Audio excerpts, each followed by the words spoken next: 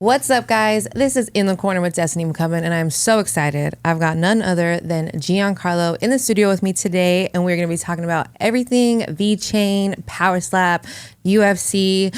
What's up, Gian? How we doing? I am doing well. Thank you so much for having me. No, thank you for taking the time to be here. I know you are a busy guy, a lot of moving parts. You just got back from New York City. We're out there doing a lot of stuff with the UFC. You are the activation manager of VeChain, right? Yes, I am. Please tell us a little bit about exactly what that entails, because I think we all want to know. Oh boy. So I'm a little bit of a jack of all trades. Okay. So from logos to the canvas to what the merch looks like to the on the ground marketing, all the campaigns, sweepstakes campaigns that you see, designs. That's all me. That's everything that I do with VeChain. So all the ambassador content that you see with, Nina, Marab, Michael Michelle Brown, Ellie, all the concepts, the creative behind all that is what I do. Wow. So you're coming up with these content ideas as well? Yeah. Okay. Yeah. And how did you get started into this? What jumped you into this role? Well, I hated finance, which is weird because I do crypto DeFi finance now. But I hated traditional finance. I was doing a job that I didn't like. And then I turned to crypto because during COVID, everything got extremely boring and all you could do was sit in front of your computer. Mm-hmm. So I went online and I started purchasing pictures that didn't mean anything. They were called NFTs at the time.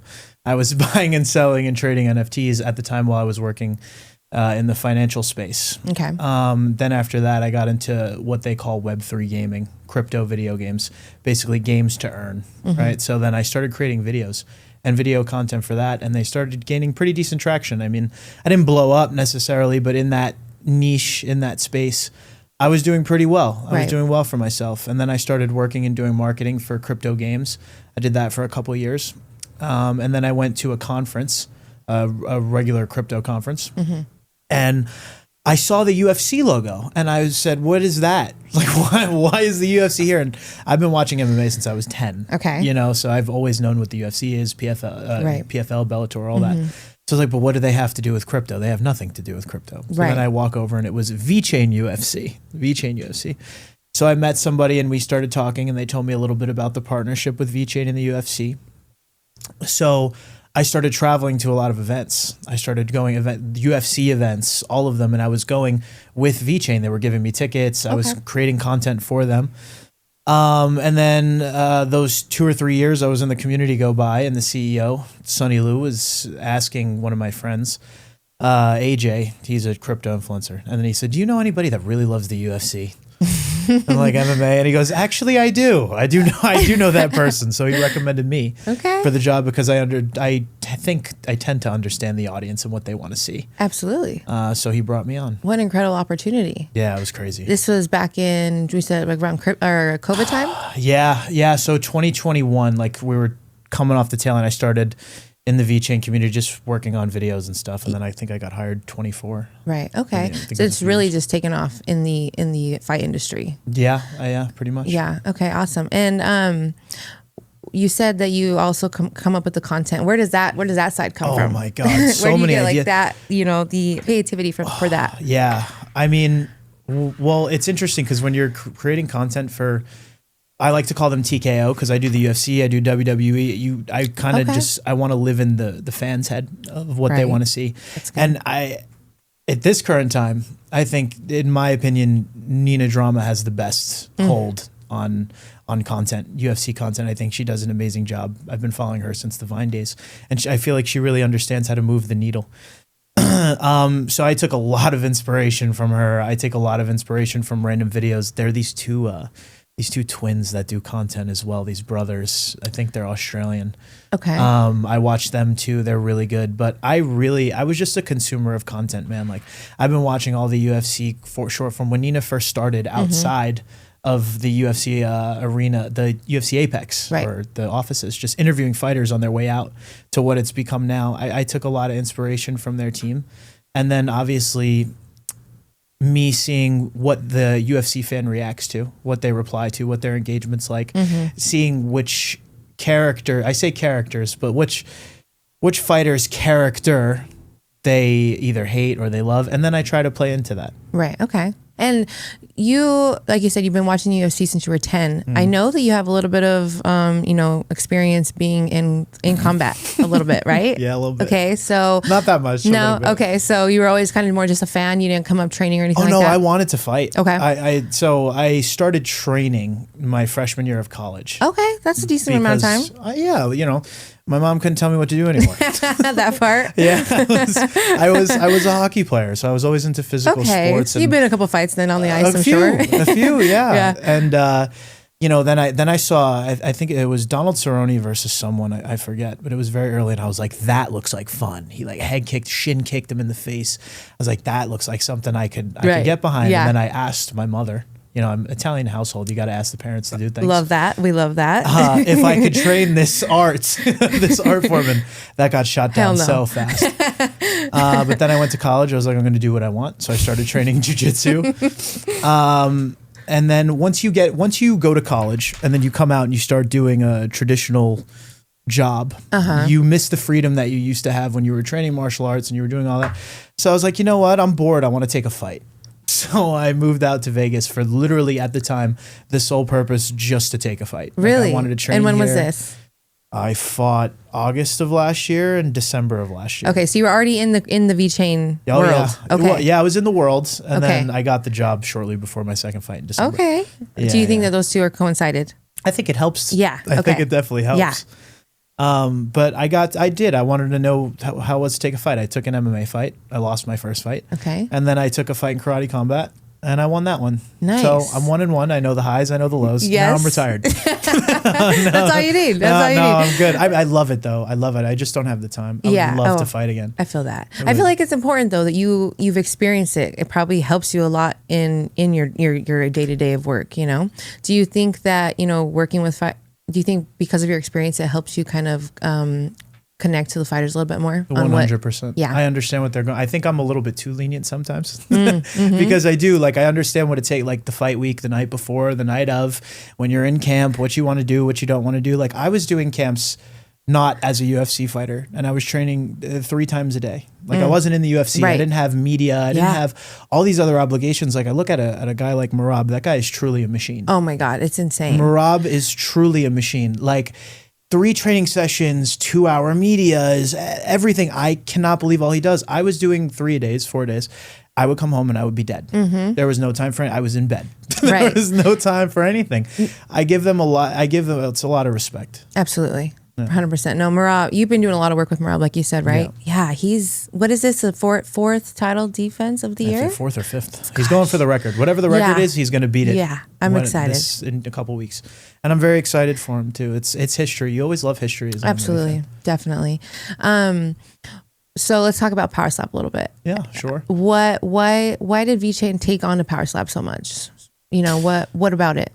So, this was between Sonny and Dana. Okay. They're very close friends.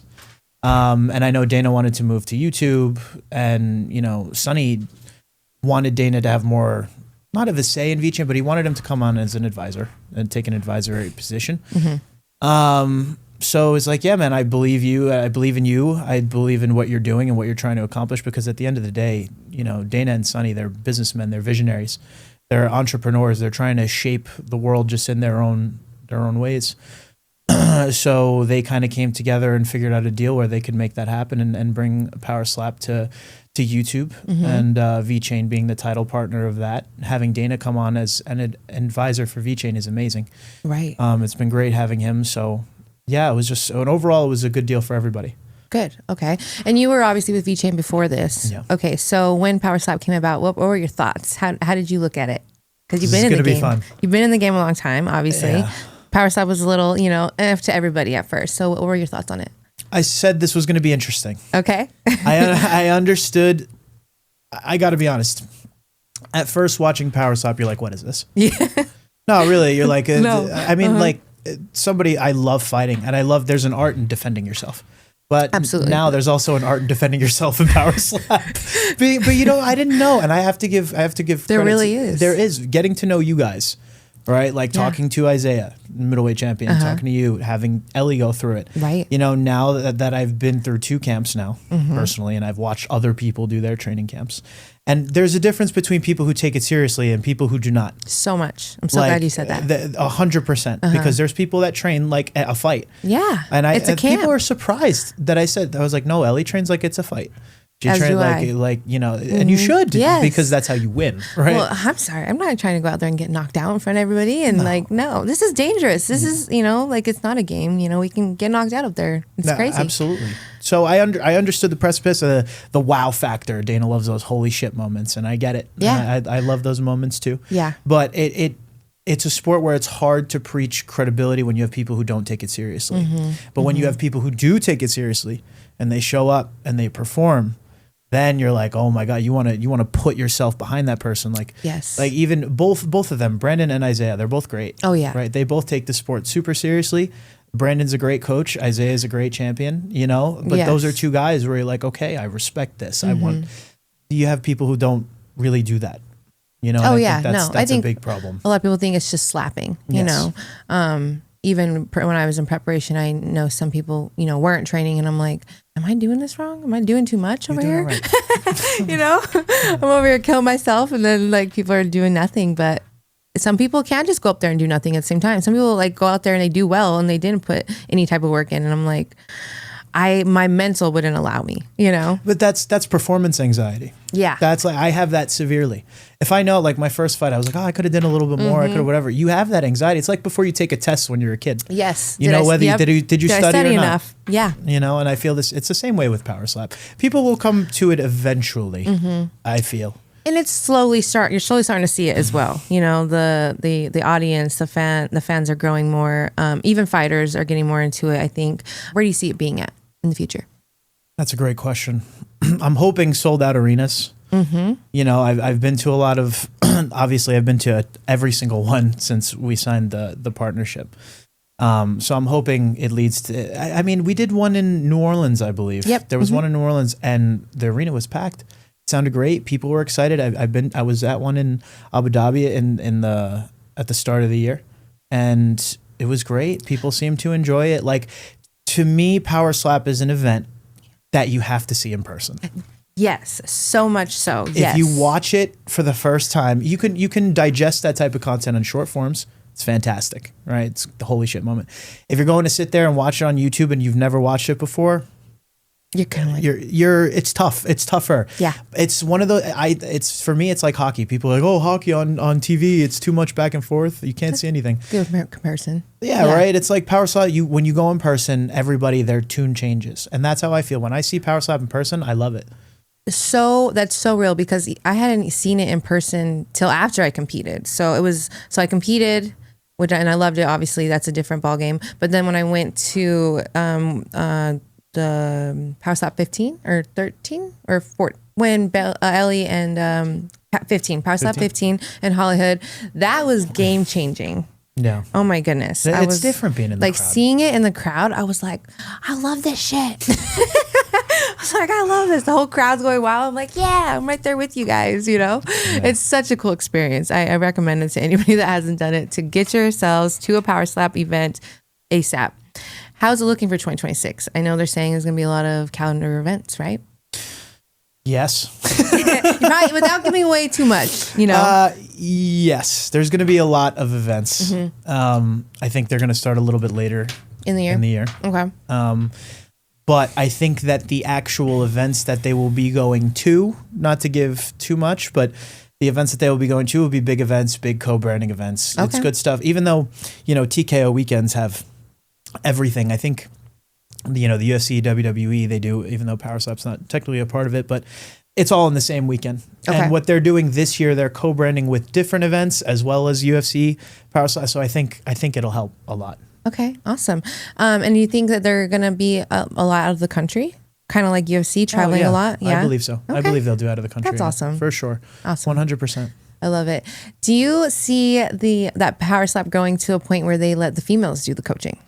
I would love to, though. Well, I'm heavily biased, but yeah, I would love that. No, I would too. I would. I really think. I think I think you guys need belts. Yes, and I did want to get into that. What your thought on that was? Y'all need belts. All of them? Every weight class? No. Okay. Flyweights, of course. Sheena's weight class. Yes. Your weight class. Yes. Not 115. What is that? Is that even? I don't know.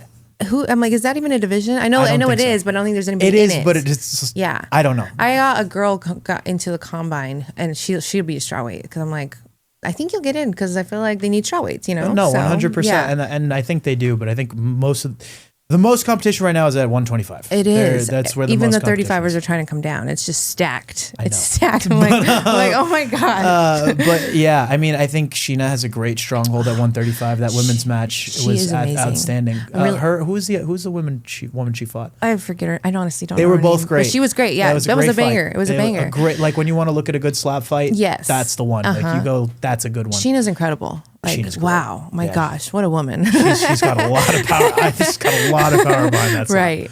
Yeah. But y'all need belts. Absolutely. Frank, you guys, the women need belts. We deserve it. We're putting in the work. They want to talk because it's all about longevity, this and that. But right now, the women have such a star power that there's one that's needed, especially at 25. And now you're seeing that even at a flyweight, there's knockout power after Ellie, yes, doing what she did. It helps. Yeah, it helps. Absolutely. Yeah, because that's what people want to see, How long you think till that is in talks? Is it in talks and it's possibility coming, or I don't know. Yeah, it's just interesting because it's kind of like what Dana says goes, so however he feels like it needs to play out, it'll play out. But if you have these banger matchups that are going to draw eyes, why do the records matter in a new sport? Right. That's my thing. Like all of these girls, when you slap once, you readjust, you know what you're doing the second time, the third time, the fourth time. It's not like MMA where, you might next time you need to go do a little bit more jiu-jitsu in your camp, or you need to do a little bit more boxing. This is like, we need to tweak a few things. We need to come back and we get 5 slaps to figure it out. We don't need to see people going 30-10 in power slap in order to give them a belt. I don't think that's I don't think that's reasonable. Right. I think that right now there's a lot of star power in most the two divisions, 135, 25. Make it happen now before you lose it. Yeah. That's my advice. I like that. I can agree with that. How do you feel? I mean, is there rankings, like real rankings? I don't feel like the women are really ranked right now. Is that just because we don't have a title? I think so. Okay. But you guys should be ranked. Right. If you had to say, where do you think the flyweights are, My top 3? Yeah. Obviously, Paige. Would you say Paige is number 1? Paige number 1. Okay. Ellie number 2. Right. And you, or what's that other girl's name? Yeah. Which one? Say her name again. Chelsea. Oh, Chelsea Dodson. Yes. Chelsea. I love Chelsea. I do too. Oh my God. How could I forget her, Chelsea Dodson? She is I'm really. sorry. She's going to see this too. I'm sorry. Chelsea, John, my girl. John, please don't beat me up. I love you. Please don't beat me up, John. I love you too. John, don't beat me up. I love you, John. No, anyway. Chelsea for sure. And she's been patient. She's been patient, and she's the whole nose thing that that was a favor too, like showing up on short notice. So yeah, I think Chelsea for sure. And you're coming off a win. Coming off, so yeah, I'd say you and her, maybe you 3 and then her 4 because she's coming off a loss. I think. Yeah, 2-0. But I feel like that's 2-0. I feel like that's a fair top 3 or 4. Okay. I mean, any one of you guys interchangeably. Yeah. And then I would love to see Haley slap again. I like Haley. So, I do too. Yeah. I do too. I would love to see her at 115. You think? Yes. Really? You don't think? She's tiny. Yeah. She's too tiny for flyweight. Yeah. You think so? 115? She was walking at 125 like on the Monday of fight week. I know, she was eating ice cream. Yeah. We were cutting weight and I was like, how are you eating ice cream? And like something that I look at too is like, that hair weighs some weight. And so that's maybe 2.5 pounds. So she might even be walking at 122, 123. I don't know. I know Ellie cuts, I cut, like we're big flyweights. Yeah, we cut. We do. Period. It's MMA cut. Yeah, it's same thing. Exactly. Yeah. So, and I love Haley to death. So I think she's great. Like, yeah. I think she's awesome. I think she could. So when I had her on the pod, she was like, I like 125 because I like a challenge. And I love her for that. She's a dog. Yeah. And I get that. But I'm like, girl, go down and demolish it. Go be the champion at 115. She could headline that division easily. 100%. Without 100%. A doubt. Yeah. Because, I mean, the girl she put down is a strawweight. Jamie. Oh yeah, that's right. In the first match. Yeah. Yeah. No, I think that's a good idea for her too. Yeah, definitely. let's see. So who are you? Is there any standouts in Powerslap that you're kind of most excited for? Both men and women. Manu. I love McKinney, Yes. the Big Mac. Oh, I love him too. I love Big He's the Mac. best. I'm trying to think. I like this guy, but he keeps getting suspended. Who? The one that just got Godfrey. suspended? Oh yeah. He is so good. Please stop getting suspended. he was taking something, right? Probably. Yeah. Well, Okay. allegedly. But I don't. but regardless, dude, you're so good. Stop. Like he's so. His form is amazing. He never fouls. And like I think I was texting this to you after your slap match. I was like, every slap was a foul. Oh my God. On that card. Like you either said, they call too much or don't call enough. Clean shot. It's a clean shot. I'm like, it wasn't my eye, bro. No, it wasn't. I got chalk on my eyeball. But again, and that's up to the coaches too. We got to figure out the coaching thing. Yeah. You know, because and not say like I said, Brandon's a great coach. Phenomenal coach. He really Bobby is. Trujillo is a great coach. Yes. You know, like, but you know, as a coach, you're in that court, you got to see like, hey, complain to the ref. That's in your fighter's eye, or that's here. You know, like say something. Yeah, I think that's what Brandon is good at. The only thing you can't see from your corner is whether or not your opponent lifted their foot or that's the only thing they can't really see. Right. But that was pretty bad. The last one. Yeah. The fouls were pretty bad. It was bad. Yeah. And I feel like there was a little bit of a language barrier with a lot of competitors there as well. Okay. Yeah, there was like people from kind of all over on that one and the Abu Dhabi one. Yeah. Oh, well then that makes sense. Yeah. Yeah. Going back, I'm gonna run it back a little bit back to VeChain. What is it?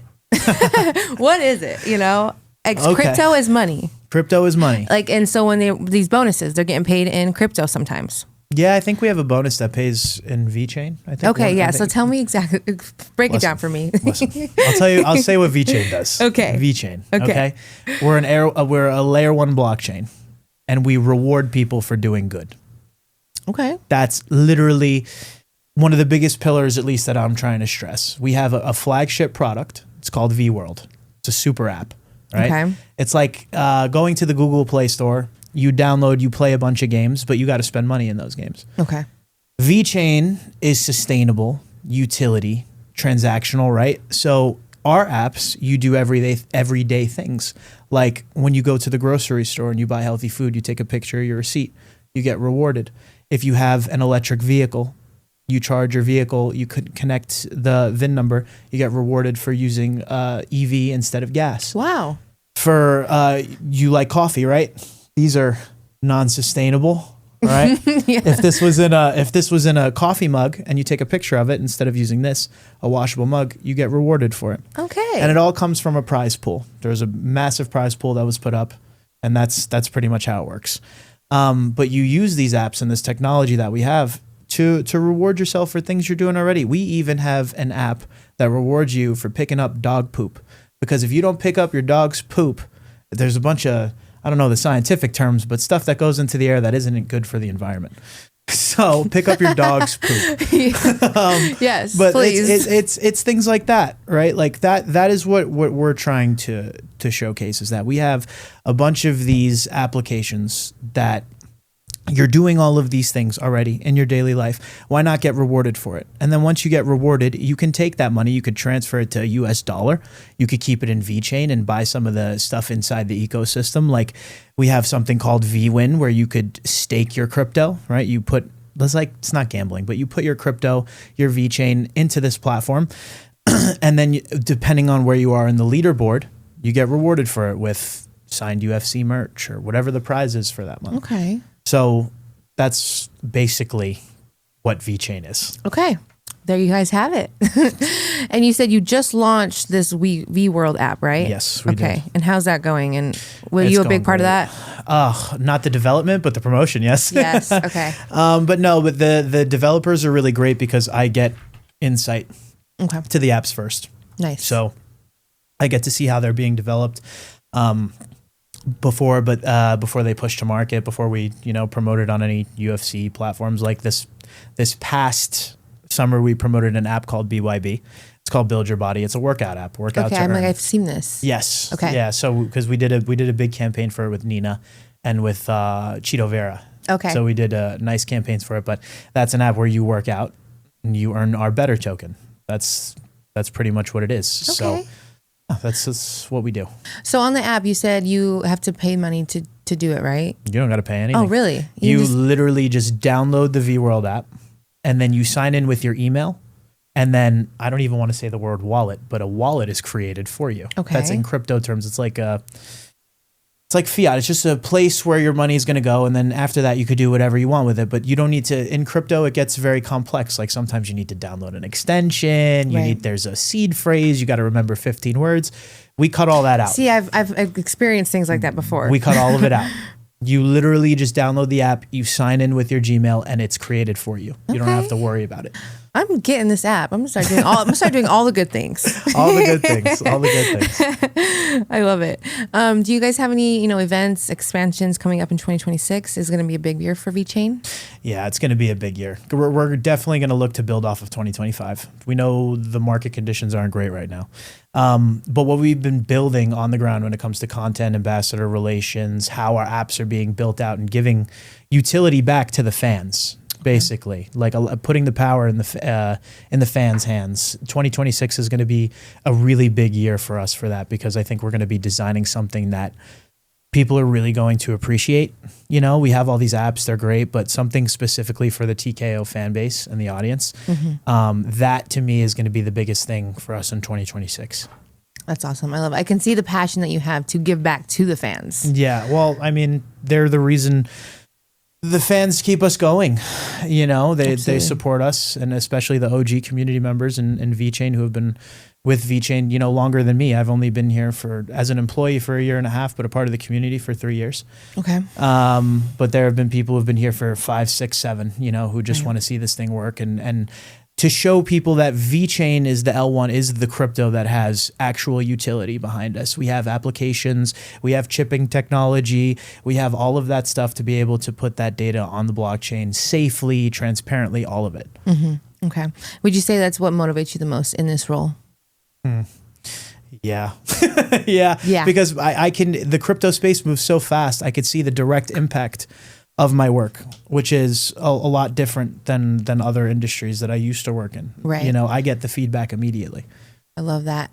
On fight weeks, what is a week like for somebody in your role like? I'm sure it's insane. Is Ellie slapping or no? Oh gosh, that's even more intense. Yeah, you could imagine. Especially when Powerslap and UFC are the same week. What is a week like that for you? Like all the content you're making, activations. Yeah, and they're all separate. Jeez. And they're all separate. So I mean, basically, Wednesday, Thursday starts the Powerslap week. Okay.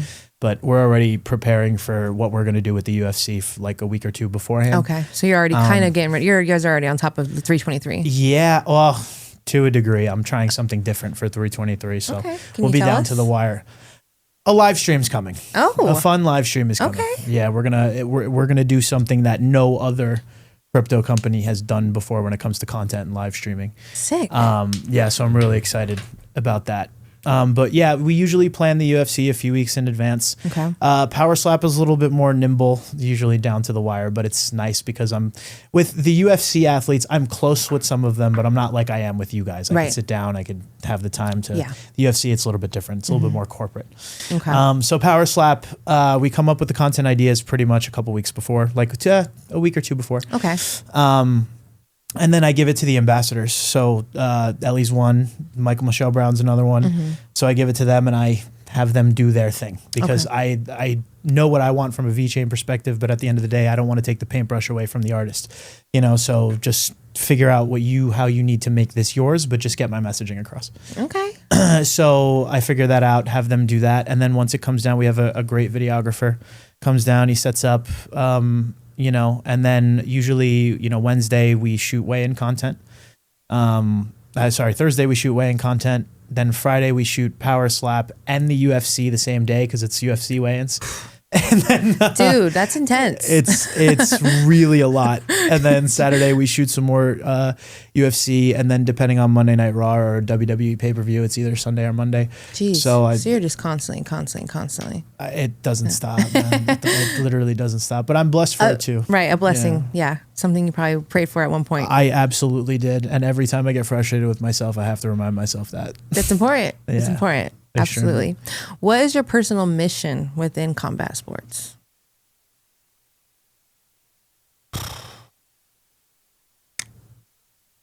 to give back what it gave to me, I would say. Martial arts in general. It taught me how to be calm, relaxed, humbled me, you know, and it gave me a different perspective on the world. So just to give back what it gave to me. I love that. That answer gave me the chills. One last question I wanted to know. Do you see VeChain broadening its horizons as far as more into just the combat world in general, not just UFC and Powerslap, or staying where they're at? Why would they go lower type?